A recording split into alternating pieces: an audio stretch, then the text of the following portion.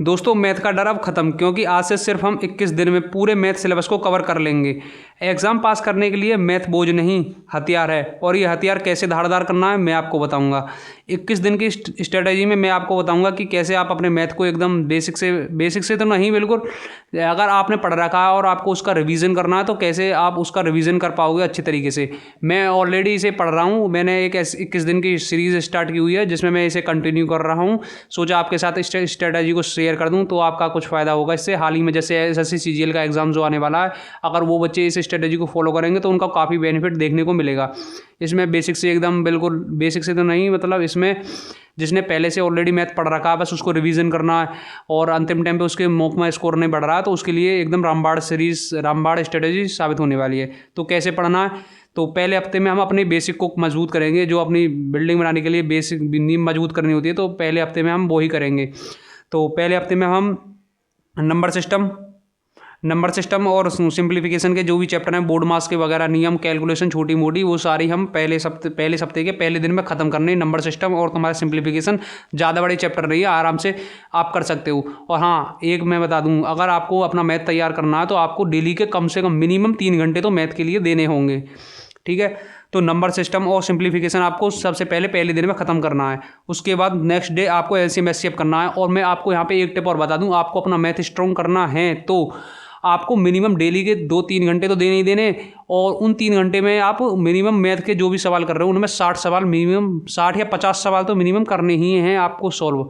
किसी भी हालत में डेली 50 सवाल आपको सॉल्व करने हैं। मैथ बेसिकली प्रैक्टिस पे डिपेंड करता है। प्रैक्टिस अगर आप छोड़ दोगे तो मैथ आपका बिल्कुल वीक पड़ जाएगा। अब प्रैक्टिस आप डेली रेगुलर करते रहोगे तो आपका मैथ वही स्ट्रॉन्ग हो जाएगा, ठीक है। तो दूसरे दिन आपको एलसीएम एचसीएफ करना है और तीसरे दिन आपको रेशो प्रपोर्शन करना है। ये मैंने वो चैप्टर रखे हैं जो पहले सप्ताह जिन्हें पढ़ने में आपको कोई दिक्कत नहीं होगी। अगर आप 7 दिन कर जाओगे तो मुझे लग रहा है आप कर जाओगे। अगर आप इस सीरीज़ को स्टार्ट करने वाले हो तो अभी इस कमेंट बॉक्स में स्टार्ट लिख दो। मैं देखूंगा कि कितने बच्चे इसे स्टार्ट करने के लिए उत्सुक हैं। तो आपको ये वाले पहले वीक में मैंने वो चैप्टर रखे हैं जिन्हें आप आसानी से पढ़ सकते हो। मेरे हिसाब से तो मेरे ये वाले वो चैप्टर हैं जो मेरे आसान हैं। आप अगर इनमें चेंज करना चाहो तो कुछ चेंज कर सकते हो।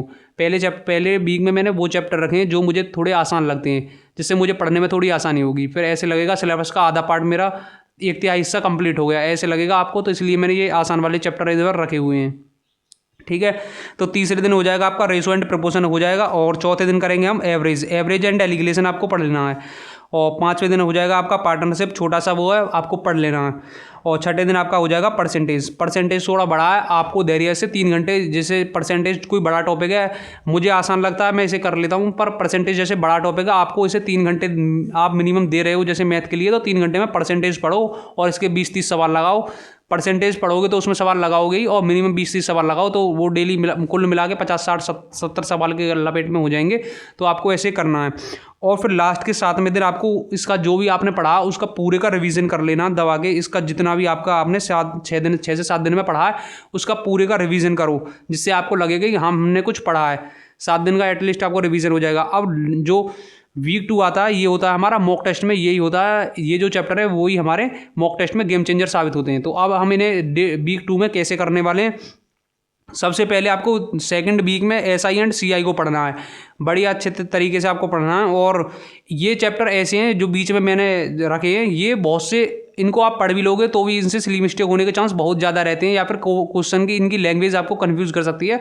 तो इसमें वो क्वेश्चन भी इंक्लूड करना है आपको जो आपके मॉक टेस्ट में पहले आपने लिख रहे होंगे, या फिर आपने मॉक टेस्ट दे रखे होंगे पहले, तो उनमें जो क्वेश्चन गलत हुए उनको भी आपको यहाँ पे इंक्लूड करना है, ठीक है। उन चैप्टर की उन क्वेश्चन की भी साथ साथ प्रैक्टिस करनी है आपको, ठीक है। अब नेक्स्ट हो गया हमारा प्रॉफिट लॉस और डिस्काउंट, इसी में आ जाएगा। और टाइम एंड वर्क ये है। और नेक्स्ट अब टाइम वर्क हमारा आसान ही है, फिर भी मैंने ये आपको इसमें डाल दिया क्योंकि इसमें लास्ट में जो कुछ क्वेश्चन आ जाते हैं जो बड़ी लैंग्वेज के होते हैं, जिन्हें देखकर स्टूडेंट को ऐसे लगता है कि ये कन्फ्यूजन क्रिएट करते हैं या फिर टाइम टेकिंग होते हैं, स्किप वाले होते हैं, जिन्हें हम मतलब एग्जाम दे रहे हैं तो एग्जाम में उन्हें स्किप वाले होते हैं। तो वो मैंने इसलिए इस सेकंड वीक में डाला है। और टाइम एंड स्पीड को आपको बढ़िया तरीके से करना। बोट एंड स्टीम के क्वेश्चन ज़्यादातर गलत हो जाते हैं, बहुत सारे स्टूडेंट्स हैं, मुझसे तो खासकर गलत होते हैं, तो इसलिए मैंने इसे सेकंड वीक में रखा है। इन्हें बढ़िया से अच्छे से करना है।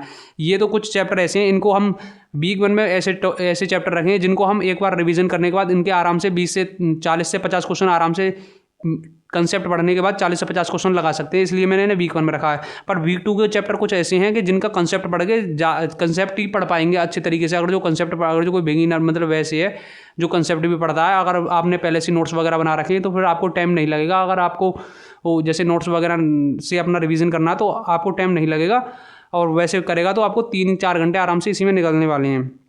तो आराम से जितने भी आपने नोट्स बना रखे हैं उनका आपको रिवीजन करना है। बोट एंड स्ट्रीम अलग से आपको मैंने अलग आपका अगर ये बोट एंड स्ट्रीम वाला टॉपिक ठीक है तो आप इसे कर सकते हो टाइम एंड स्पीड के साथ ही, पर मैंने इसे अलग रखा क्योंकि मुझसे इसके क्वेश्चन ज़्यादातर गलती होते हैं, ठीक है। और मिक्सड एंड एलिगेशन इसको भी आपको अच्छे से पढ़ना है, और फिर 7वें दिन आपको वही इसका पूरे का जो वीक 2 में पढ़ा है उसका पूरे का रिवीजन करना है, ठीक है। और स्टार्टिंग में मैं आपको एक अर्थमेटिक मैथ की पूरे की एक वो बना के डाल दूंगा। पूरे अर्थमेटिक मैथ में जितने भी चैप्टर हैं सारे के चैप्टर वाइज जितने भी फॉर्मूला उनका फॉर्मूला का कंपाइलेशन की एक वीडियो डाल दूंगा, तो आप उससे पढ़ सकते हैं, अपने अर्थमेटिक के फॉर्मूला कवर कर सकते हैं। सेम में एडवांस की भी डाल दूंगा। अब एडवांस की बात आते हैं। ये एडवांस होता है हमारा सबसे इंपॉर्टेंट, एडवांस मैथ जो होता है हमारा सबसे इंपॉर्टेंट रोल प्ले करता है, यही हमारे सिलेक्शन को तय करता है। क्योंकि अगर आपको पता है जो एडुकेटी आजकल जो क्वेश्चन बना रही है तो वो अर्थमेटिक मैथ को एडवांस मैथ को अर्थमेटिक के समान ही दर्जा दे रही है, मतलब ऐसे ही बराबर से पूछ रही है। अगर 40% पहले जो आता था वो बहुत ही कम आता था, डायरेक्ट फार्मूला बेस आ जाते थे, पर अब भर भर के स्टैटिक्स के क्वेश्चन पूछे जा रहे हैं, तो इसलिए आपको एडवांस मैथ पर भी अच्छे तरीके से फोकस करना है।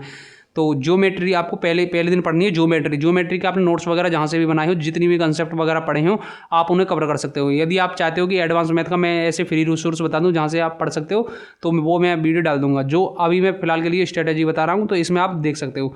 ज्योमेट्री में ज्योमेट्री आपको पहले दिन कवर करना है। बस ज्योमेट्री पढ़ना तो ज्योमेट्री ही पढ़ना है, और आपको जहाँ जैसे PYQ से या फिर आप PYQ से लगा सकते हो। ऐसा नहीं है कि TCS के क्वेश्चन तो ये पूछ नहीं जाएंगे, आपको जहाँ से भी PYQ मिले वहाँ से लगा सकते हो, या फिर स्टैटिक्स आपके पास कोई बुक होगी उससे भी आप क्वेश्चन लगा सकते हो ज्योमेट्री कंप्लीट करने के बाद, ठीक है। नेक्स्ट डे करने वाले हैं हम अलजेब्रा को कंप्लीट करेंगे। फिर नेक्स्ट करेंगे हम त्रिकोणमिति को कंप्लीट कर लोगे। 4th डे होगा आपका DI कंप्लीट कर लोगे, कोई दिक्कत नहीं है।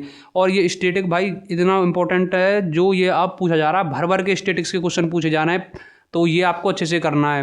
ये बहुलक वगैरह जो आते हैं माध्य का, ये सब स्टैटिक्स के चार्ट वाले जितने भी हैं भर भर के पूछे जा रहे हैं, ये आपको याद मतलब अच्छे तरीके से स्टैटिक्स को रगड़ के पढ़ना 2-3 घंटे हो सकते हैं। तो आपको लग रहा है कि नेक्स्ट डे भी इसको मतलब एक दिन में ये कवर नहीं हो पाएगा, आप तो इसे नेक्स्ट डे भी ले जा सकते हो, ठीक है। और फिर आपको करना क्या, छठे दिन जितने भी एडवांस मैथ के जितने भी फॉर्मूला हैं सबको एक अच्छे तरीके से आपको एक जगह लिख तो लेना ही है, बस उसको रिवीजन करना है। एक भी फॉर्मूला और आपसे छूट न जाए। जितने भी एलजेब्रा में बहुत ही ज़्यादा दवा के फॉर्मूला होते हैं, जितने भी अलजेब्रा के फॉर्मूला हैं वो, और जितनी भी ज्योमेट्री की थ्योरम है फॉर्मूला है, सारी की सारी आपको एक साथ लिख लेनी है। अगर आप पहले से लिखी हो तो बहुत ही अच्छी बात है, नहीं लिख लेनी है, लिखना तो आपको पड़ेगा ही। या फिर आपके पास कोई फॉर्मूला बुक है तो उससे भी काम चल सकता है। हाईलाइटर ले लो और हाईलाइटर से हाईलाइट कर दो जो भी फॉर्मूला इंपॉर्टेंट है आपको याद करना। और आप बुक में भी शॉर्ट नोट्स बना सकते हो, जो आपने नोट्स वगैरह पढ़े हुए उसमें आपको लग रहा है कि ये नोट्स करने लायक, तो उसमें भी आप कर सकते हो। तो ये आपको काम करना है, ठीक है। और फिर नेक्स्ट डे आपको ऑल जो अर्थमेटिक प्लस एडवांस दोनों का पूरे का रिवीजन करना। उसके बाद फिर आपको मॉक टेस्ट लगाना, फिर देखना कि आप कहाँ वेरी कर रहे हो। आई होप अब एग्ज़ाम नज़दीक है बिल्कुल SSC CGL का, आप इस स्ट्रेटजी को अपनाओगे तो मुझे लग रहा है आप अच्छे से अपना स्कोर कर सकते हो। 50 में से आप अच्छे से अपना 1-2 क्वेश्चन तो सभी गलत हो सकता है, मतलब इसके आसपास ले जा सकते हो, ठीक है। तो आज की वीडियो में इतना ही, मिलते हैं नेक्स्ट वीडियो में नेक्स्ट टॉपिक के साथ। Thanks for watching this video.